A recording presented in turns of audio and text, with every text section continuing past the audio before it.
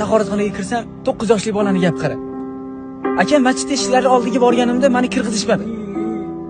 Ya'ni tarovih namoziga kelgan paytimda meni kirgizishmadi. Sen 18 yoshga to'lmagansan, deyapti. Xuddi shu gapni borib onamga aytsam, onam shunchaki nolidilarmi yoki qarg'ish qildilarmi bilmadim. Xo'p, nima dedi onang desa, o'g'lim sen xavotir olma. Shunaqa paytli keladiki, sen o'sha masjidga qo'ymagan insonlarning farzandi, insonlarning bolalari yani.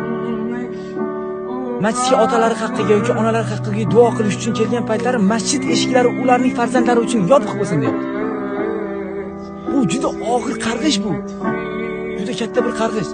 Aka deyapti, aka, biz axir masjidga yomon ish qilgani uchun kelmayapmiz-ku, yomon ish qilish uchun kelmayapmiz-ku deyapti.